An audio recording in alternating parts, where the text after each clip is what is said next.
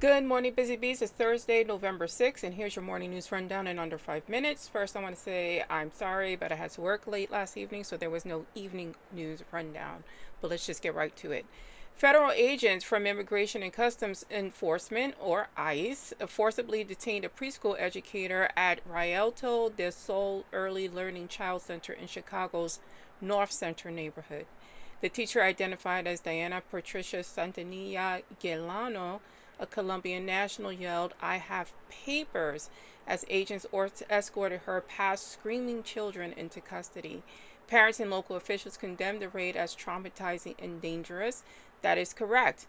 And you know what? If this was their kids viewing this, would they sing to a different tune? And the answer is no, because they disassociate. And that's what we need to understand. These people have no feelings. Period. Full stop. And part of it is to put the fear in children early on, right? They want children to fear law enforcement. That is a tactic and is done purposefully to keep you in line and don't question authority. The FAA confirmed air traffic capacity will be reduced nationwide on Friday by 10%, targeting 40 of the nation's busiest airports. The decision comes amid ongoing staffing shortages and prolonged government shutdown.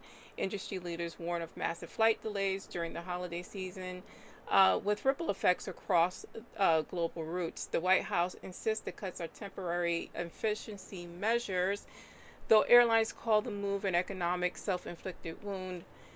This government doesn't know what it's doing. This is a shutdown that they wanted, and they want to create this chaos because they want you to go against Democrats. See, that's why they keep shifting the blame, calling it a Democratic shutdown. It is not. It is a Republican shutdown because, again, they hold the major stakes here. You got the presidency, the Senate, and the House of Representatives. The Supreme Court heard arguments Wednesday on whether President Trump's broad tariff powers violate separation of powers and principles.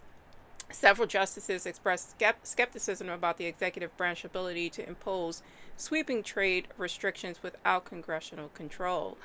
It looks like the justices will rule against Donald Trump, but looks can be deceiving. We never know what they're going to do until they do it.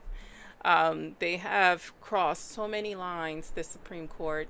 I have zero faith in their ability to judge things fairly.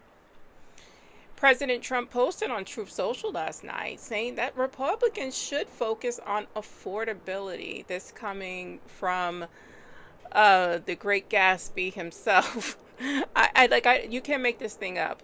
You know, they see what Zoran did in New York, and they see what others are doing, running on, taking care of people and making sure people have housing and food. And so he wants to copycat and piggyback off of that, hoping to gain some of his supporters back. I'm Simply Sugar. That's your morning news rundown. Stay smart, stay safe, stay informed. Like, share, and follow if you can.